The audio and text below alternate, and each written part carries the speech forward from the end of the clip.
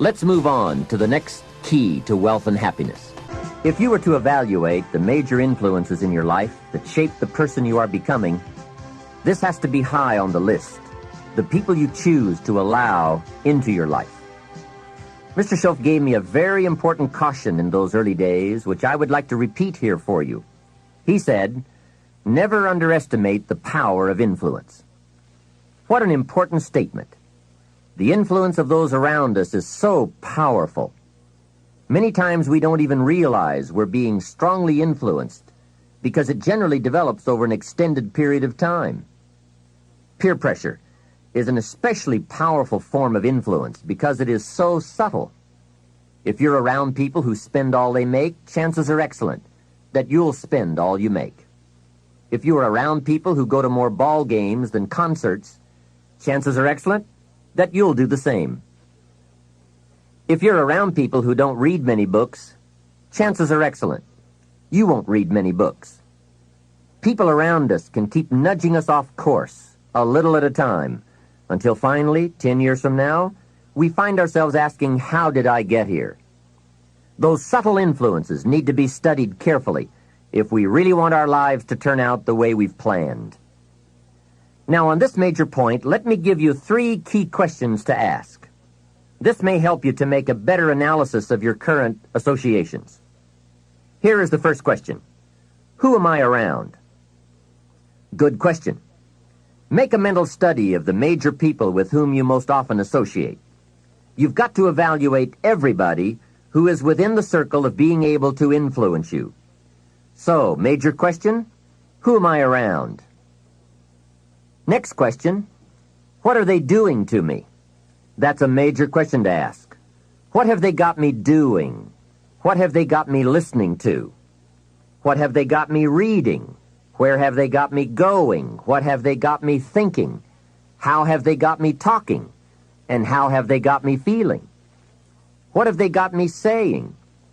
You've just got to make a serious study of how others are influencing you, both negatively and positively.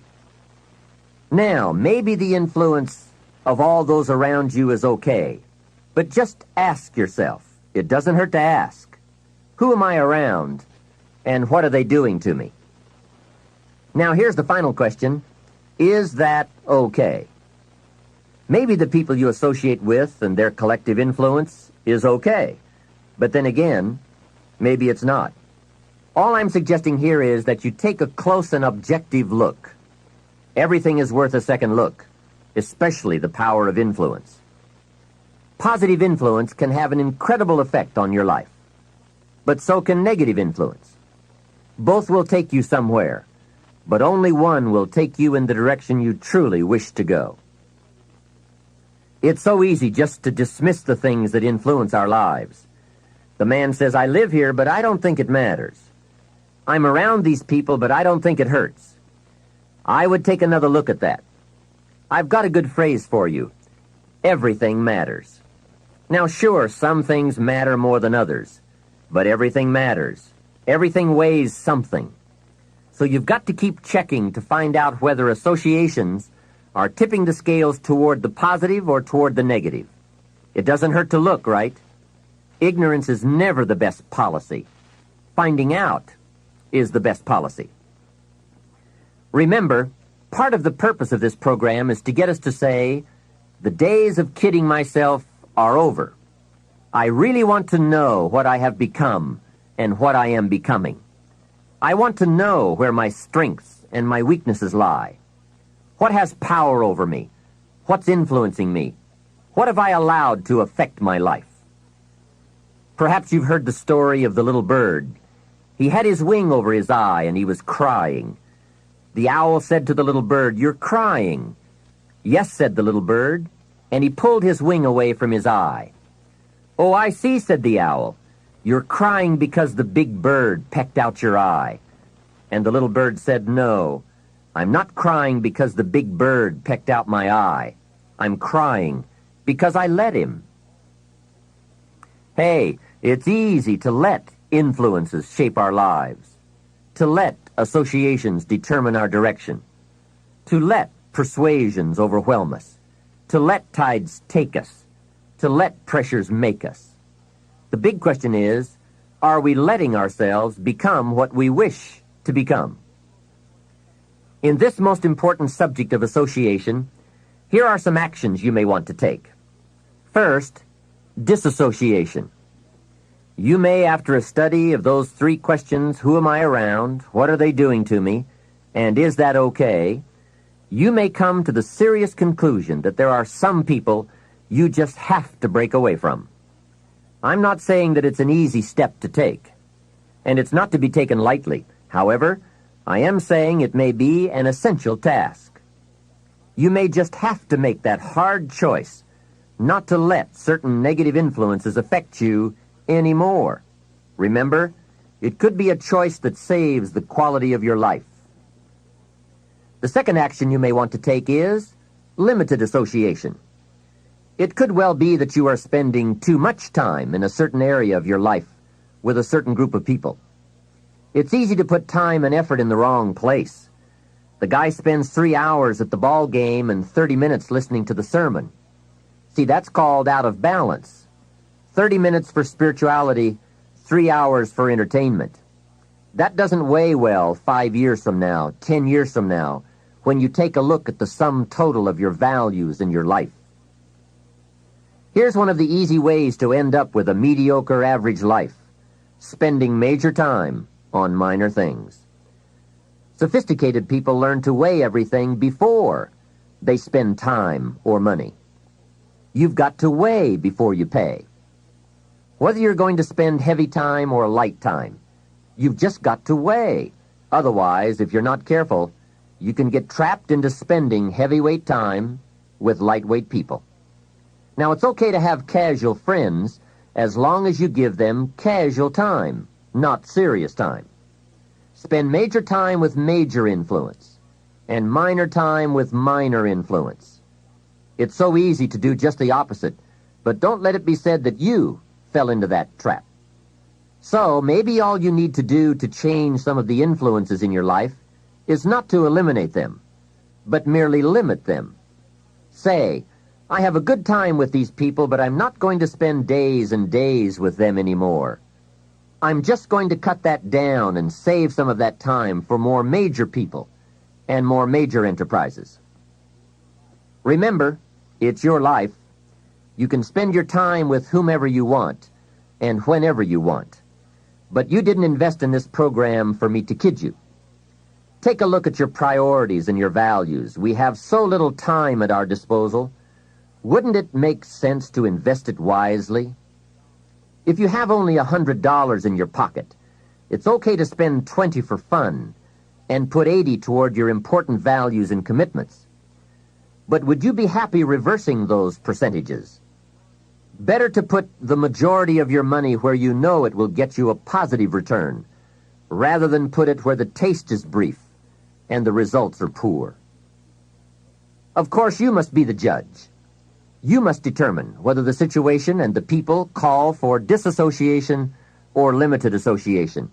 But remember, if it isn't taking you where you want to be 5 years from now, 10 years from now, now is the time to fix it. The third process is the one I most strongly suggest you begin, and that is called expanded association. That is, spending more time with the right people. People of substance and culture, people who understand philosophy and discipline, people of accomplishment and character. Many years ago, Mr. Schoaf said to me, Mr. Rohn, if you truly wish to be successful, you've got to get around the right people. Then he said, it looks like in your present circumstances you're going to have to plot and scheme. And that was true. I had to plot and scheme to get around the right people. On some of those early opportunities I had to be around successful people, I would park my car a couple of blocks away. I knew that if they saw my car, I'd never get in. On more than one occasion, I got the question, how did you get here? To which I would respond, oh, someone dropped me off. And that was me dropping me off a couple of blocks away. Whatever you have to do it. Keep asking the question, who can I get around? Who could I spend some time with who would have a positive influence on my life. I played every trick in the book I could think of to get around the right people, but it was worth it. Now here's the surprise. It is possible for a modest investment to get around major people. If you had a chance to sit down for an hour or two with a wealthy person, and all that you had to do was to pick up the lunch tab, wouldn't that be a bargain? That person might drop an idea on you that could change your life for a lunch tab. And that's where we need to go to get our success plan from successful people. Don't pick up your plan, especially your financial plan, from unsuccessful people. Here is something else exciting. It's possible for people of modest means to start a wealth plan. You don't have to be wealthy to have a wealth plan. You don't even have to be healthy to start a health plan. All you have to be is smart. Smart enough to say, hey, I've got the wrong plan, and I'm going to get around someone who has a better plan and make it my plan. So, find some successful people to help you fill out your success plan. Find somebody healthy to get your better health plan going. Find somebody living a unique lifestyle to develop your lifestyle plan. This is called association on purpose, getting around the right people by expanding your circle of influence. I have a really unique friend. I'm always trying to find more ways to spend more time with him. He's the big game hunter, millionaire, businessman, traveler, and in my opinion, one of the world's great philosophers. He has two special gifts among many that make it worth all the time I can possibly spend with him. And those gifts are, 1, the ability to absorb, the ability to soak up a day and all of its events. His memory is uncanny. I swear he remembers in detail almost every day of his life and every book he's read. I think it is more exciting for him to go to Spain and come back and tell you about it than it is to go yourself. And the reason is, when he's there, he doesn't miss anything. He picks up the sounds and the colors, the experiences and the happenings. He absorbs like a sponge the sights, the people, the whole scene. Then he has this second unique gift, the gift of expression. He can put all he saw and touched and felt into words, exciting words. When he talks, you can feel the water lapping on your feet. You can see the colors. You can smell the aroma of the flowers and the food. What great gifts to absorb and to express. If I spend a day with him, I get my time's worth. He can put a year into a day's conversation. It leaves you spellbound. He can read a book and with flawless detail give you a capsule version, and more often than not, make it more exciting than if you read the book yourself. From Shakespeare to the Beatles, from Africa to Beverly Hills, he's got it, recorded it, and can express it with spirit and precision. You can imagine what a valuable association this is for me. From this association, I've multiplied my knowledge, my perception, my skill, my enterprise, and my lifestyle many times over.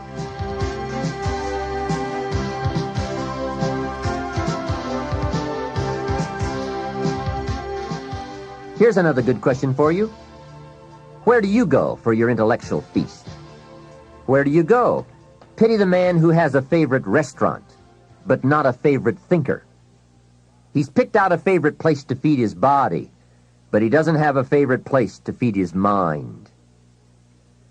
One way to associate with people of influence is through their writings, books, cassette tapes, whatever you can pick up. Maybe you can't meet the person, but you can read his books or listen to his cassettes. Churchill's gone, but he's left some books. Aristotle's gone, but we still have his ideas. Search the catalog for cassettes and libraries for books. Search the magazines, search the documentaries. They are full of chances for association and intellectual feasting. But in addition to reading and listening, we also need a chance to do some talking and sharing. I have some people in my life with whom I spend time on a regular basis, who help me with important life questions, who help me refine my own philosophy, weigh values, and ponder questions about success and lifestyle. We all need associations with people of substance to provide influence concerning major issues: society, money, enterprise, family, government, love, friendship, culture, taste, opportunity, community. Behavior is mostly influenced by ideas, and ideas are mostly influenced by education, and education is mostly influenced by the people with whom we associate. So don't join an easy crowd. Make sure you get around people who can ask the right questions about the latest ideas you've discovered, about your philosophy, your enterprise, your goals, your lifestyle. Go where the demands are high, where the expectations are high, where the spotlight is on to grow, to produce, and to become more than you currently are. One of the great good fortunes of my life was being around Mr. Schoaf those 5 years. During that time, he shared with me, at dinner, on an airplane, at a business conference, in private conversation, with a group, all those ideas that caused me to make the helpful and necessary adjustments in my thoughts and activities. And those daily changes, some so very slight, so very important, added up to such weighty sums in 1 year, 3 years, and 5 years. A big part of the value of this association was having Mr. Schoaf repeat the ideas over and over. You just can't hear basics, fundamentals, major pieces of the philosophy of life too often. Another part was Mr. Schoaf's unique ability to check and measure my progress. That is so important. Measurable progress, and having someone to monitor that progress. I will never forget my first list of goals that I put together after Mr. Schoaf's breakfast lecture on setting goals. My list contained only 4 or 5 items. When I showed it to him, he said, "Is this your list?" I said, "Yes." Then he started asking those very wise questions that all people of success and substance are inclined to ask. He asked, "How about your health goals?" I didn't have any of those on my list. He asked, "How about your investment goals?" Those were lacking. How about your travel goals, your family goals? How about your goals for gifts and sharing? Who would you like to meet? What would you like to become? What skills would you like to develop?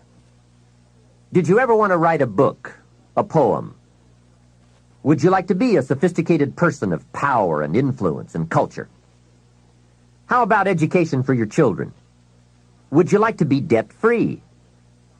How about a splendid library stocked with the best of books? Would you like to make some new friends? Did you ever want to parachute out of an airplane? Fly a glider? Own a music library? Would you like to see New York? Visit Paris? Explore Rome? Do you need a ranch someday? A cabin in the mountains? Is there something you'd like to prove? A mark you'd like to make? Wow!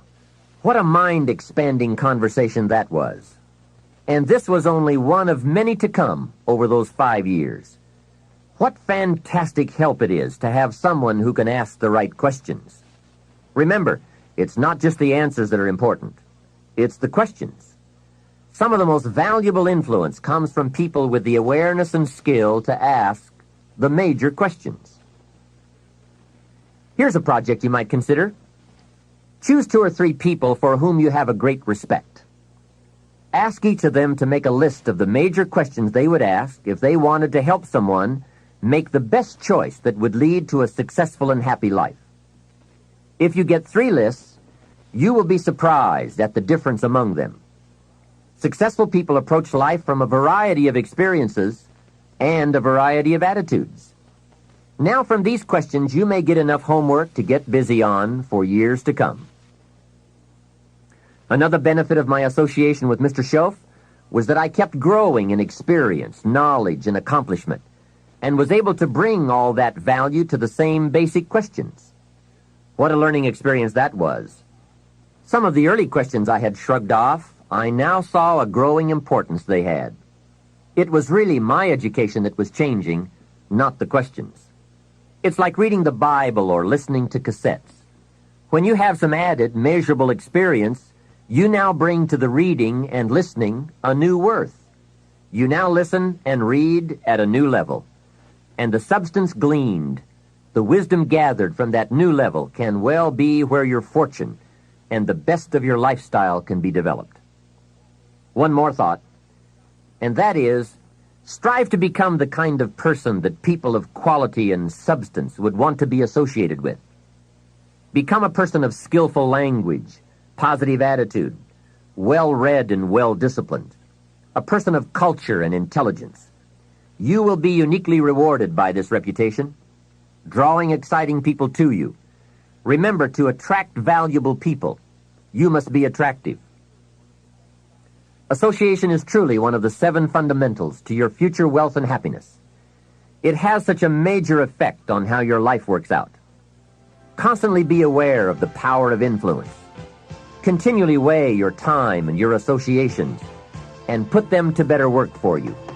Of all the parts of our life we want to work well, perhaps the most important is lifestyle. Mr. Schoaf gave me one of his strongest concepts when he said, "Don't just learn how to earn, learn how to live."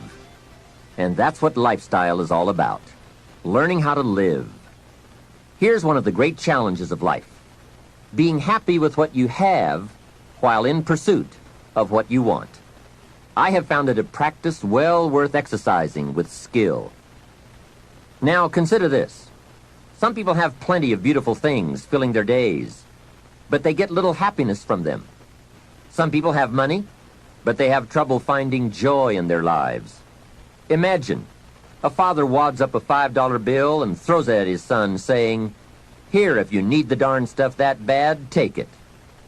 Same money, poor style. And remember, it's not the amount that counts. It's the style that counts. Mr. Schoaf taught me lifestyle in those early days, starting with small amounts. He said, imagine that you're getting your shoes shined, and the shoe shine boy has done a fabulous job. You have one of the world's all-time great shines, so you pay him for the shine. Now you consider from the change in your hand what kind of tip to give him. And the question pops into your mind, shall I give him 1 quarter or 2 quarters for my neat shine? Mr. Schoaf said, if 2 amounts for a tip ever come to your mind, always go for the higher amount. He said, become a 2-quarter person. I said, what difference would that make, 1 quarter or 2 quarters? He said, all the difference in the world. If you said, well, I'll just give him 1 quarter, that will affect you for the rest of the day. You will start feeling bad. Sure enough, in the middle of the day, you will look down at your great shoe shine and say, I've got to be cheap. 1 lousy quarter. That will affect you. However, if you go for 2 quarters, Schoaf said you can't believe the feeling you can buy for another quarter. That's lifestyle. Becoming a 2-quarter person and learning to get joy from the greater person you are becoming. A man came up and introduced himself to me after one of my seminars in Detroit, Michigan. And he said, Mr. Rohn, you got to me tonight. I've decided to change my whole life. I said, fantastic. He said, you will hear about it someday. I said, I don't doubt that. Sure enough, a few months later I was back in Detroit for another lecture. And this same man walked up and said, Mr. Rohn, do you remember me? I said, I do. You are the man who said he was going to change his life. He said, that's me, and I've got to tell you a story. Here's the story he told me. After the last seminar, he said, I started thinking about ways to begin changing my life. And I decided to start with my family. I have 2 lovely teenage daughters, the best kids anyone could ask for. They never give me any trouble. However, I've always given them a hard time, especially as teenagers. One of the things they dearly love to do is to go to rock and roll concerts, to see their favorite performers. Now, I've always given them a hard time on this subject. They would ask to go, and I would say, no, I don't want you to go. The music is too loud. You'll ruin your hearing. And besides, it's the wrong crowd. I would always give them a hard time. Then they would beg, please, Daddy, we want to go. We don't give you any trouble. We're good girls. Please let us go." Well, after they had begged long enough, I would reluctantly throw them the money and say, "Okay, if you have to go that bad." So that's where I decided to start to make some changes in my life. Then he said, "Here's what I did. Not long ago, I saw this advertisement that one of my daughter's favorite performers was coming to town. Guess what I did? I went down to the concert hall and bought the tickets myself. Later that day, when I saw my girls, I handed them this envelope and said, 'Daughters of mine, you may not believe this, but inside this envelope are your tickets to the concert that's coming to town.' I knew it was one of their favorites. They could not believe it.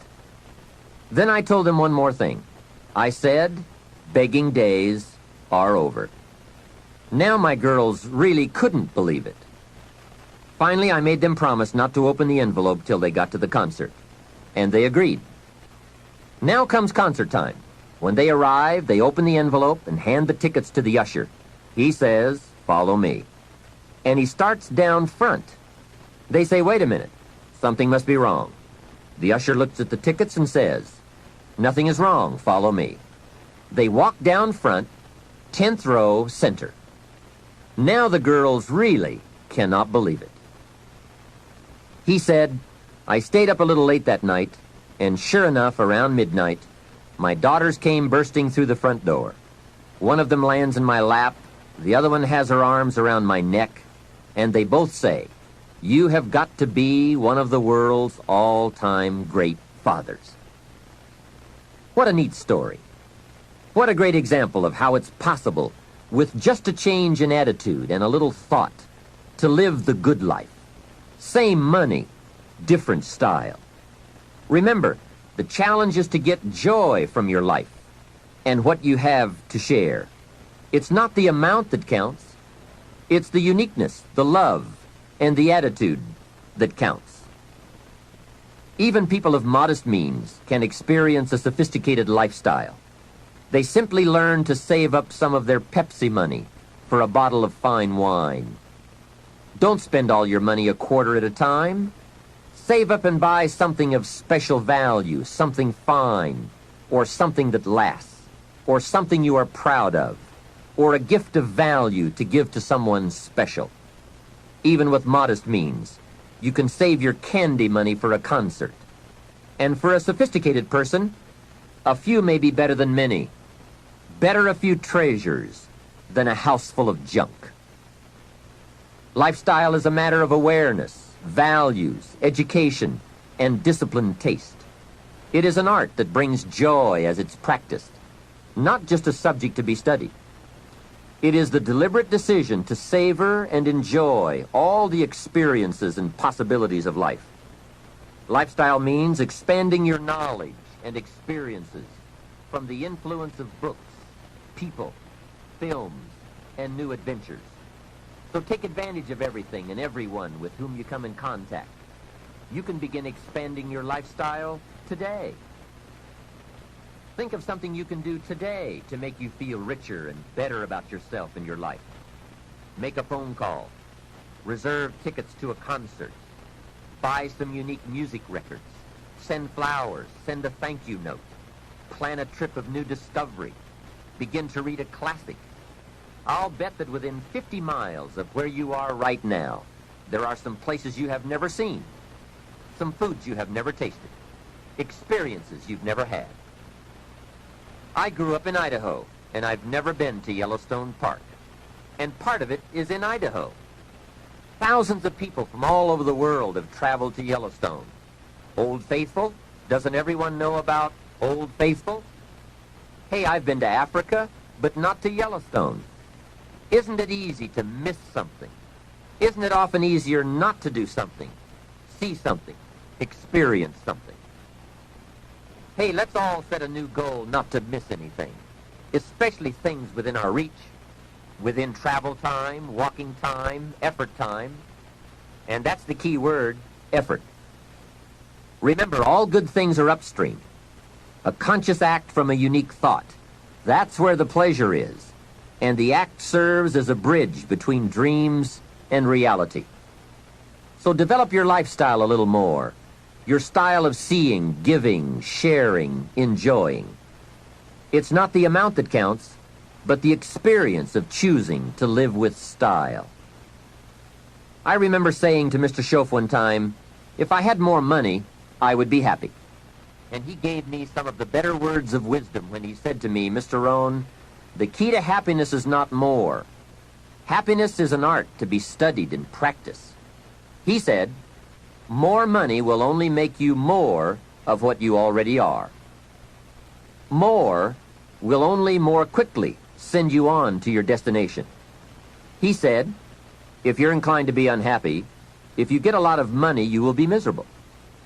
More money will only make you more. More money will only amplify.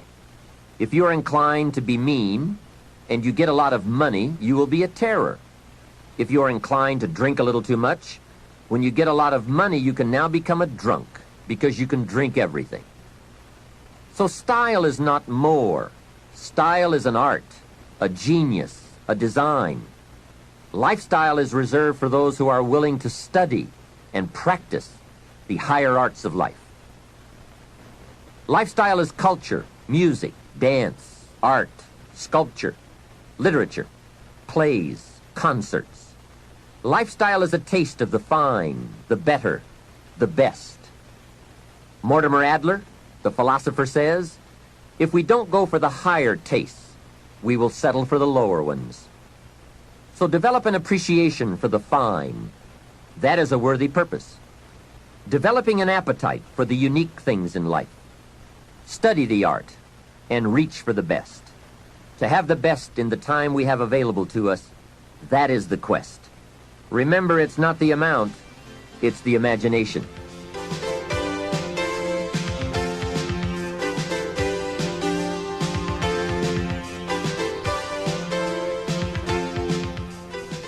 My lady and I were on a trip to Carmel, California one sunny summer day to do some shopping and exploring. I stopped to have the car serviced at a gas station. This young man, about 18 or 19, I would guess, came bouncing out to the car with a big smile and he said, "Can I help you?" I said, "Yes. A full tank of gas, please." Well, not only did he fill the tank with gas, he checked every tire, washed every window, even the moonroof, checked everything, and all the time he was working, he was whistling and singing.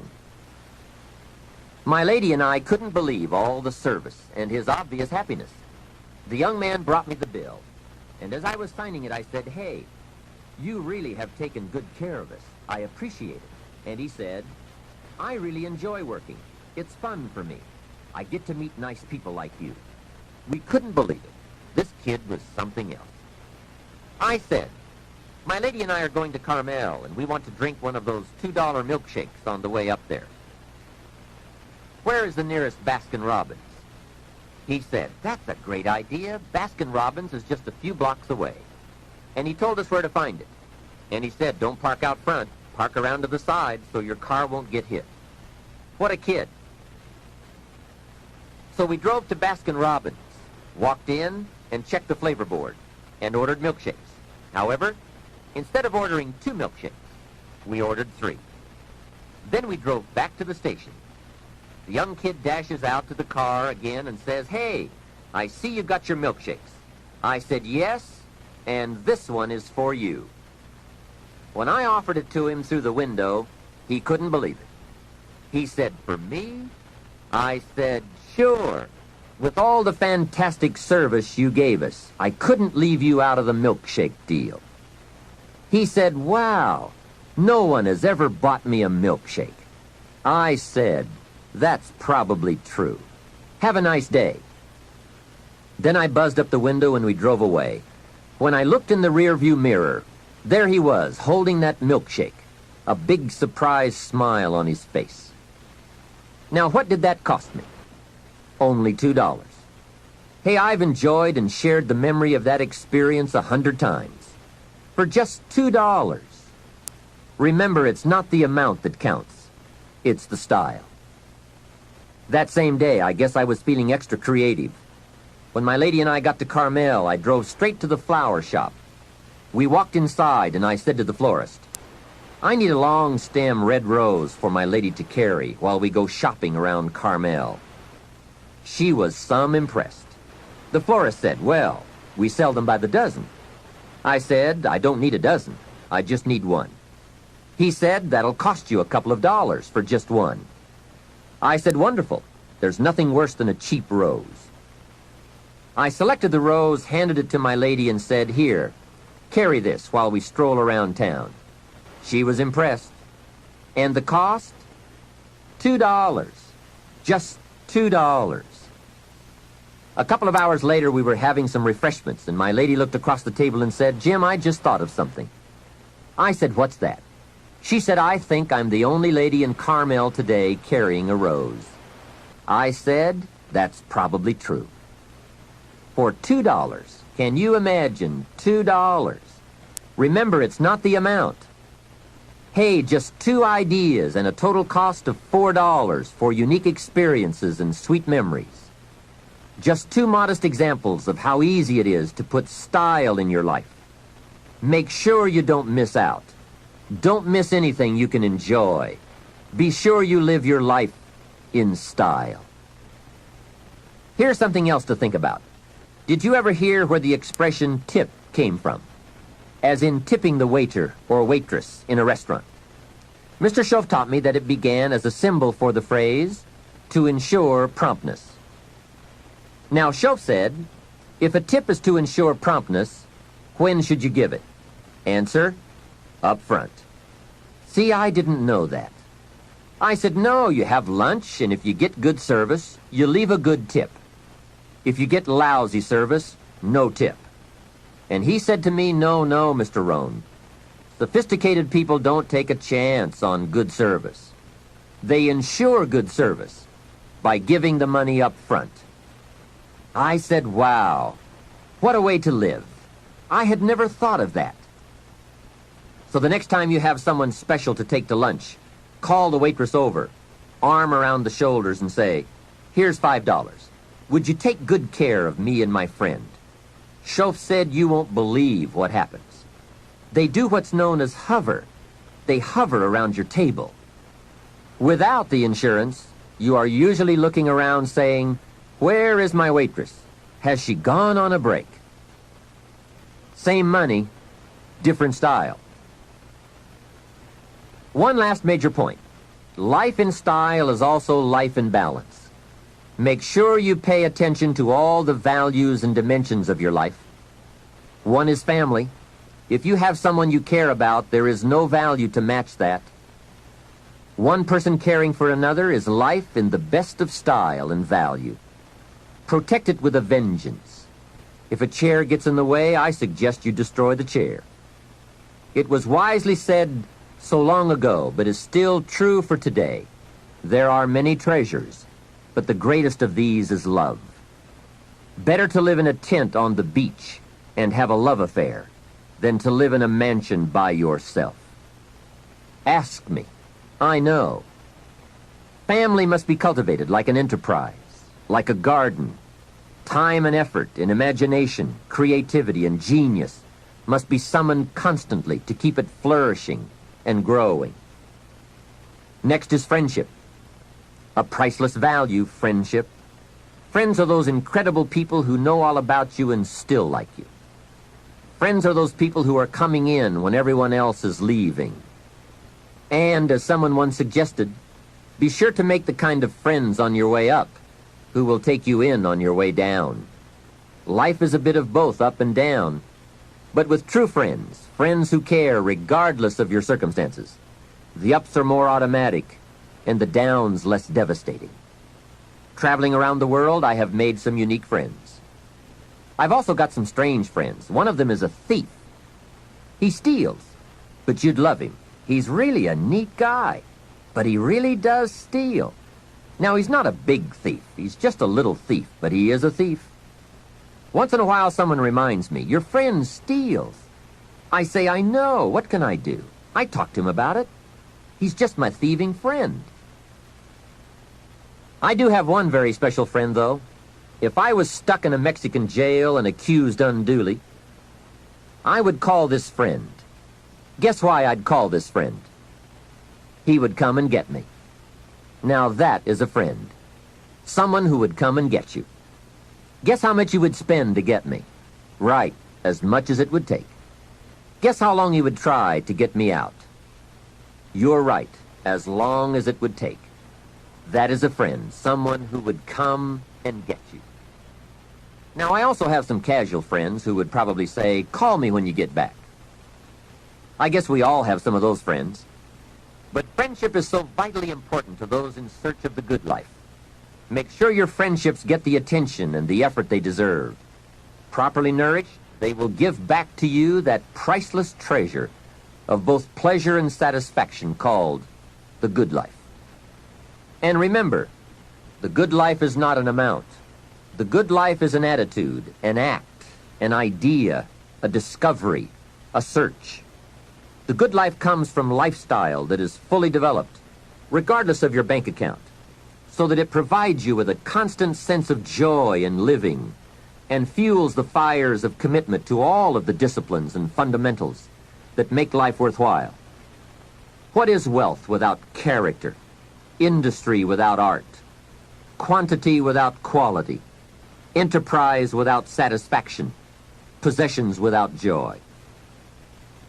Become a person of culture to add to the whole culture, for we are most certainly a product of all the values of our community and country. Become that person of unusual substance that brings an added measure of genius to the whole, so that our children and the children of many will be the beneficiaries of the treasure. There are three major parts to life change. First is knowledge, second is emotion, and third is action. When all three come together in a unique way, we call that the day that turns your life around. Hopefully, from all that you have heard in this album, it has added to your knowledge a blend of your experience, the experience of others, and now my experience. I hope I have brought you some wealth of knowledge. Now, here's the next important part, and that's emotions. Human emotions are powerful. They are so powerful that any one of them can have a dramatic effect on your life in a single day. However, make this careful note. Emotions are tricky. They can go either way on you. Emotions can build or destroy, weaken or strengthen, make or break. It all depends on how you use them. We call civilization the intelligent management of human emotion. That's it. The power, given an intelligent direction and objective, can accomplish spectacular things. The power, the feelings, those surges of heart and soul. What are they? What can they do? Well, here are some. First, disgust. Disgust is a powerful emotion. Disgust says, I have had it. Hey, that could be the day that turns your life around. That's what I said the day that little Girl Scout came to my door. I give her the big lie, she leaves, and I say to myself, I don't want to live like this anymore. I've had it with being broke. I've had it with being embarrassed. And I've had it with lying. What a day. A life-changing day. The day when you've had it. And whether it's something major or something small, the day you can say enough is enough, that could be the life-changing day. The man has finally had it with being a loser. He's had it with mediocrity. He's had it with those awful sick feelings inside, knowing his wife is at the grocery store looking at 2 cans of beans, one marked 69 cents and one marked 67 cents. The man knows his wife is going to buy the 67-cent can, and she doesn't even like the brand. Know why she's going to buy the 67-cent can? To save 2 cents. The man sick inside says, I've had it with being on my knees in the dust looking for pennies. We are not living like this anymore. Look out. That's the day. The I've had it day. The never again day. The enough is enough day. Powerful. Hey, nothing is so life-changing as a powerful disgust. And there's probably nothing so pitiful as a mild disgust. The man says, I kind of think I've had it. How sad. Not powerful enough for life change. Now here's the second emotion, decision. Decision-making is emotional. Those knots in the pit of your stomach, waking up in the middle of the night, lying there in a cold sweat, trying to decide. We sometimes call it inner civil war, conflict, battle of the mind, heart, and soul. It's emotional, it's powerful, and critical. It sets the course or blinds the course. It sets the mind or leaves us helpless, drifting, not being able to make up our mind. Well, for progress we must decide. Come to grips with the surges, the tides, the conflicts. The best advice I can give you is, if it's easy, do it easy. If it's hard, do it hard. Just get it done. If after listening to this program you cleaned up a whole list of decisions, that might furnish enough inspiration for the next 10 years. And I might add, sometimes getting on with it is easier than deciding. Sometimes deciding is the toughest part. But once you have waded those waters, you can climb the mountain. Deciding is truly the day that turns your life around. Next is desire. Wanting to bad enough. And I don't know how to tell you to want to. You have to come up with that. There are two things, however, that I know about desire. First, it comes from inside, not outside. You don't send off for it, although some people try. And second, desire can be triggered. Sometimes it waits and sleeps, waiting for something to happen. And who knows what that trigger, that happening might be. Maybe it's a song, maybe it's a sermon, maybe it's a movie, a lecture, a seminar. Maybe it's a conversation with a friend, a confrontation with an enemy, an event, a day, a bitter experience. Whatever it is, it's good. Sometimes from the bitterest experience comes the greatest awakening. Here is some of my best advice to you. Welcome every human experience. You never know which one is going to turn it all on. Don't keep up the walls. The same wall that keeps out disappointment keeps out happiness. Let life touch you. Don't let it kill you, but let it touch you. It could be the next touch that makes the day that turns your life around. And here is the last emotion, resolve. Resolve says, I will. Two of the most powerful words in the language, I will. Benjamin Disraeli once said, nothing can resist a human will that will stake even its existence on the extent of its purpose. Shortly put, I'll do it or die. That could be the day. The man says, I will climb the mountain. They've told me it's too high, it's too far, it's too steep, it's too rocky, it's too difficult. But it's my mountain. I will climb it. Pretty soon you will see me waving from the top or dead on the side because I'm not coming back. Hey, that's powerful. Time and fate and circumstance call a hasty conference, and they all agree. We might as well let John have it. He says he's going to get it or die. Wow, that's it. Resolve. The best definition of resolve I ever heard was from a junior high girl in Foster City, California. I'm talking to the junior high kids, and I asked the question, who can tell me what resolve means? I got several hands. Some were pretty good, but the last one was the best. She said, I think resolve means promising yourself you will never give up. I said, that's it. Best I've heard. Promise yourself you will never give up. I asked the kids, how long should a baby try to learn how to walk? How long would you give the average baby before you shut him off? You say that's crazy. Any mother in the world would say my baby is going to keep trying until it learns how to walk. No wonder almost everyone walks. What a magic formula. The until formula. Good question. How long are you going to work to make your dreams of wealth and happiness come true? I suggest the until formula. It's the best. Emotions, disgust, decision, desire, resolve. Now let me give you the third part of the equation. That equation that gets results. It's action. Disciplined action. There's a famous line that says, don't just be listeners, be doers. That's it. Doers. The whole world loves the doers. That's what makes the wealth and the winning. Doing, disciplined, emotional action. Another famous line says, faith without action serves no useful purpose. Wow, what a major piece of information. Many people these days are big on affirmations. You have to be very careful of affirmations. Remember, there is a thin line between faith and folly. Here's the best I can give you on affirmation. Affirmation without discipline is the beginning of delusion. And there is nothing worse than delusion. Walking west looking for the sunrise. It's bad. However, affirmation with discipline can bring the most incredible results. But remember, they go together.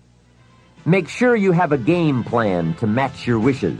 Otherwise, they will always be wishes.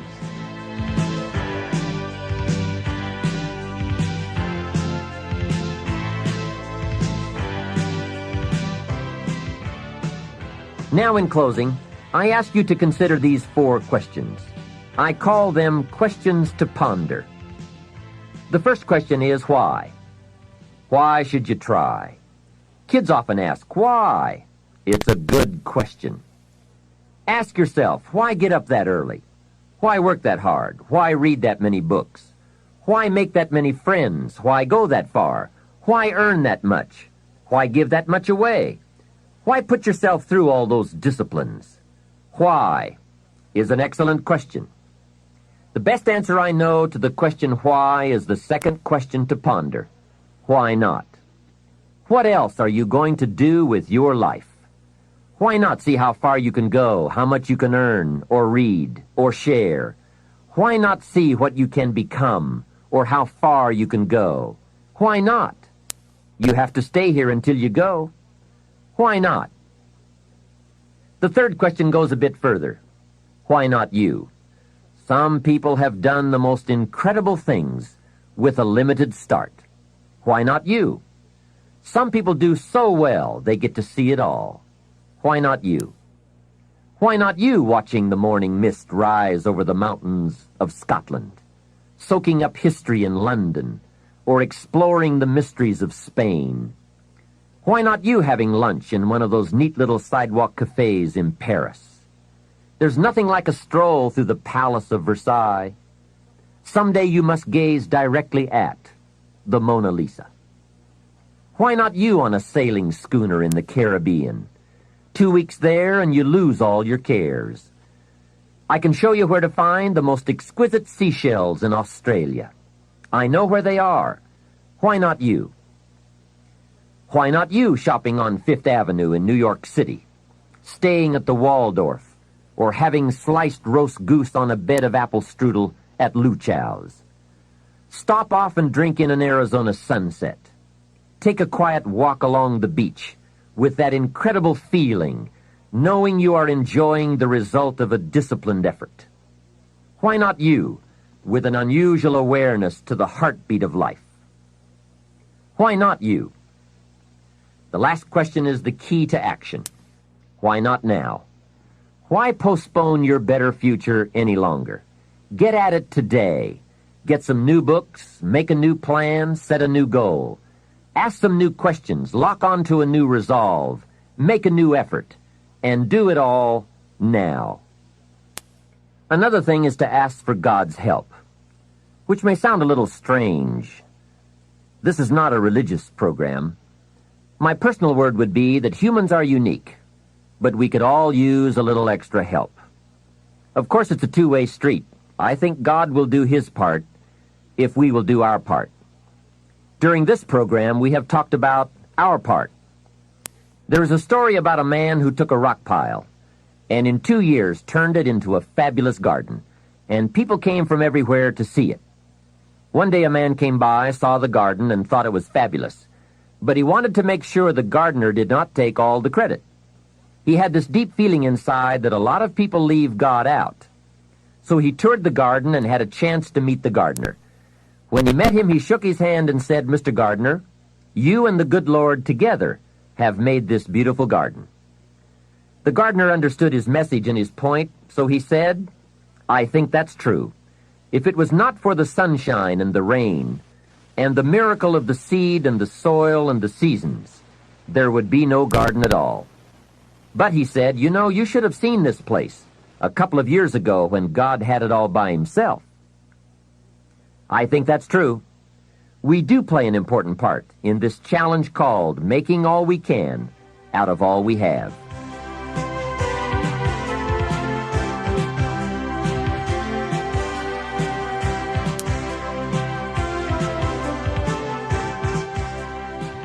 Well, we have shared a feast together during these cassette sessions, a feast of ideas that can, if we'll digest those ideas, satisfy our lifelong appetite for both wealth and happiness. Here's what I want to offer in the way of a suggestion. Now that we've feasted on the philosophical side, the theory side of the fundamentals, let me encourage you to participate in what should always follow any feast, and that is activity, exercise, and effort.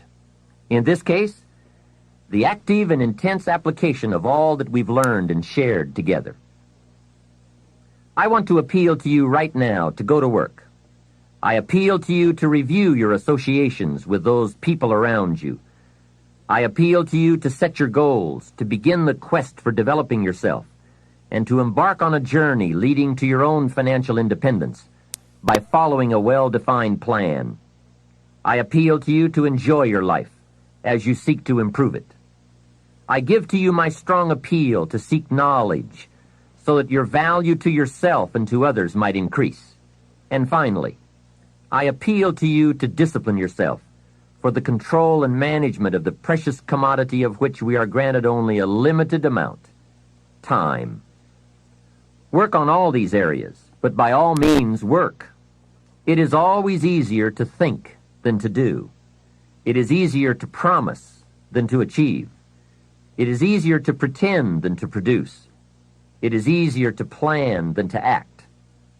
I ask you not to do what is easy, but to do what will actually bring you the achievements you seek.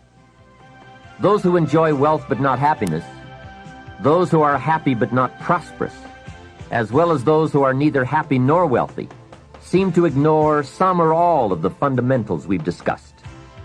They are perhaps too busy, too tired, too preoccupied, too lazy, and perhaps even too rich to give attention to the basics.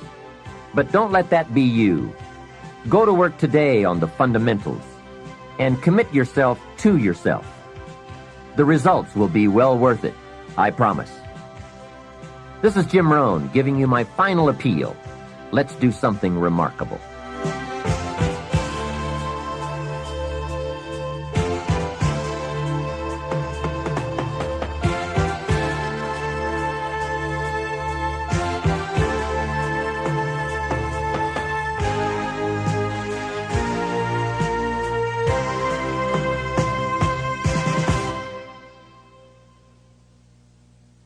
We know you've benefited from this remarkable program, Success Strategies, 7 Keys to Wealth and Happiness. We're confident that if you choose, your plan can help you make your dreams reality. This is just one of the many programs Nightingale Conant produces to help you reach your highest potential. For instance, listen to this excerpt from another of our dynamic products, Unlimited Power by Tony Robbins. Robbins discusses the power of neuro-linguistic programming and how we can all use our personal power to produce new behaviors and emotions. In this segment, he talks about how movie maker Steven Spielberg got his start by using his personal power. He's known he wanted to be involved with movies. He's had a love for movies since he was 13 years old. When he was 17 years old, he decided to go on the Universal Studios tour in California. And he went on the tram and got real bored real fast. He said, I want to see real movies. So he had a thing called personal what? So he got himself to take action. He snuck away from the tram, And he got down to the movie lot, and he actually stepped onto a filming and actually watched some filming going on. He wasn't supposed to be there. But he also had a tool called rapport. And he developed rapport with the director and started talking with this man. And this guy liked this moxie little kid, young kid, right, who seemed to have this real desire, and he loved the creativity and the intensity that he saw in this young man. And so he told him about what it was like to be a producer and a director, and told him it was the greatest career he could ever have, and he should do whatever it took to become one. And then finally the man said, okay, now it's time for you to go, and the security escorted him off the lot. Now, for most people, that would have been, God, what a neat story, huh? You're 17, you get to meet a real director, watch a real filming instead of just going on the tour. But see, once again, this man was totally committed to a dream. And so guess what? Using his personal what? Power, he took action. And the next day, he came up with a plan. He showed up at Universal's lot wearing this one suit that he owned and borrowed his dad's old briefcase, threw in there a candy bar and a couple sandwiches, and he walked by purposely, congruently past the guard and went, hey, how's it going, Harry? Of course, he got the guy's name by reading his name tag. But he was so congruent that Harry just went, oh, hi. And he walked right on by. So now he's in the lot where he now goes around meeting people, watching movies, learning, right? Knowing his outcome, taking action, getting some sensory acuting, learning what worked and what didn't work in movie making. And he went there every day after school and throughout the summer. So people began, the guard would say, Harry would say, hey, how's it going, Stephen? How are your movies coming? Hey, great, it's really fabulous. Right? He found himself an abandoned trailer. There are lots of them on Universal Studios lot. He found one, cleaned it out, got some plastic letters. On the outside he wrote, Steven Spielberg, director. People say, where's your office? He said, over there at, K9 and everything else. People come to his office. One day, finally, a director said to him, well, let's see one of your movies. So he pops out this Super 8 cartridge. He said, well, wait, we got to see a real movie. He said, you seem to know a lot about that. How did you learn so much about movies? Well, he spent 2 years or a year on the lot, right? Being there, developing acuity, developing his stuff, getting creative, letting his mind run, totally committed to his outcome.